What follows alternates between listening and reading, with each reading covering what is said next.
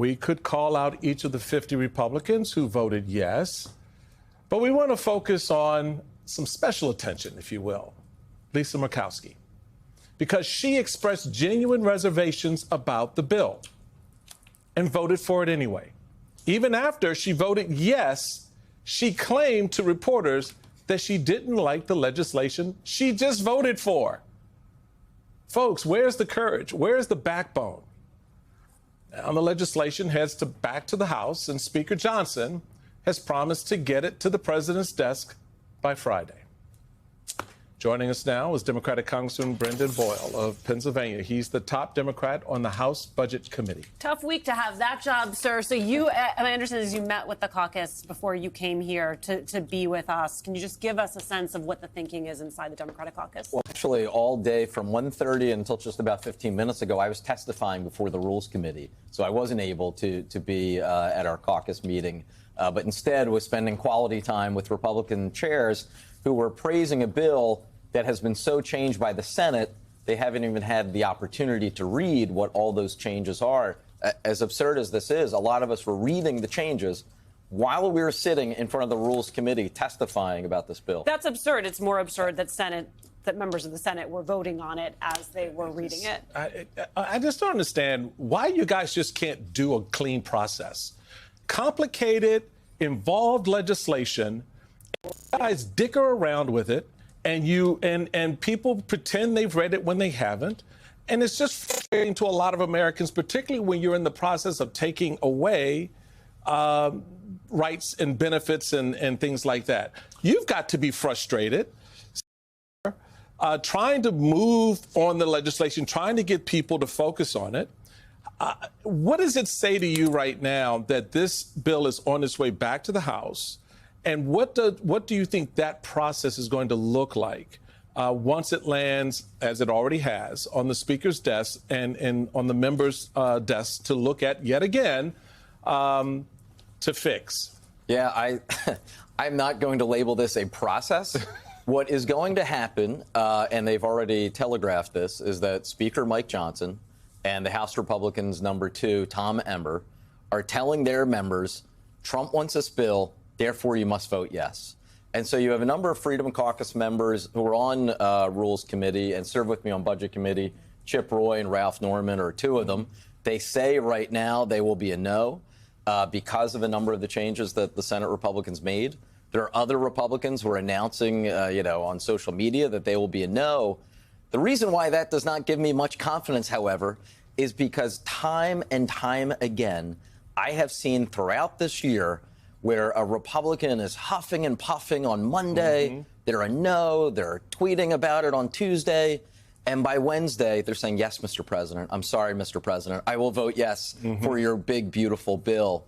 I hope that this will be a change of that pattern, but I sure as hell wouldn't bet my mortgage on it. And if I'm one of the 17 million Americans who are at risk of losing their health care, I sure as heck wouldn't count on this crowd. According to the Kaiser Family Foundation, nearly 30 million of the 38.3 million people receiving SNAP are also enrolled in Medicaid. I say all that to say you talked about going through the things that you all found out what were in the bill. What are some of the things in the bill?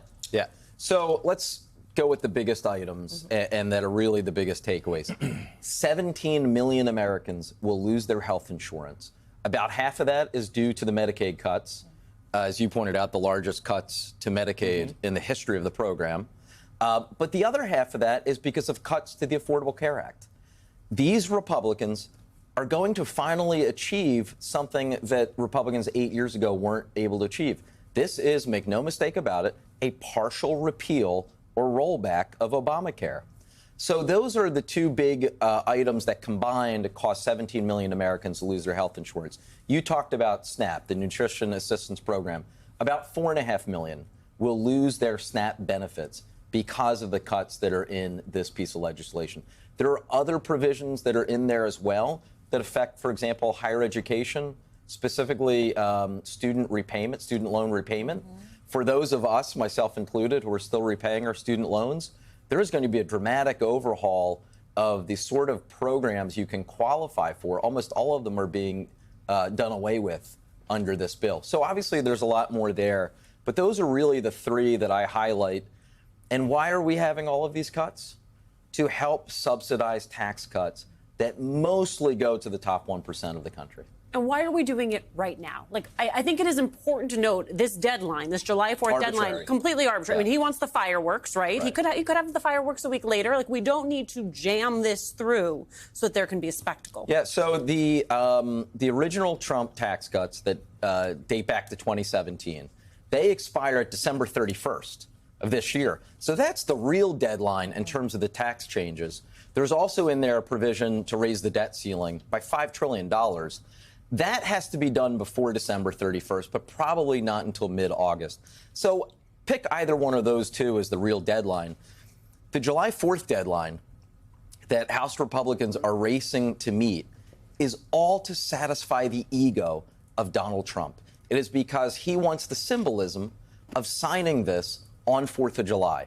That is the whole reason why they're rushing through, holding hearings on a bill no one's even had the opportunity and time to read yet. Your colleague, Democratic Congressman from Massachusetts, Jim McGovern, has some thoughts which I share. Let's take a listen. You know this bill is cruel. You know that it will hurt millions of Americans. But Trump wants you to fold. And the sad fact is that many of you will fold in a nanosecond. You'll vote for this even though you know it's bad for your own constituents. You're absolutely terrified that the guy in the White House will get mad and try to find someone to run against you in a primary. That part, you know it's bad for your own constituents. You said something that I don't want to gloss over, and that was 4 million kids are going to get kicked off of SNAP. Could you express to us what that looks like? What does that mean for a child who comes school year in the fall, suddenly now is not allowed to have breakfast or lunch to get the meal that they otherwise would get? Talk a little bit about the human impact of this decision, because a lot of my Republicans in my party don't believe that this is bad for their constituents. So first, the face of poverty in reality looks very different than some people's perception. Thank you. Well, let me put a Thank finer you. point on it. Thank They you, think poverty Congressman. is black Thank and you, Latino Congressman. and Hispanic people Thank in this you. country. But poverty also includes a lot of white people in America.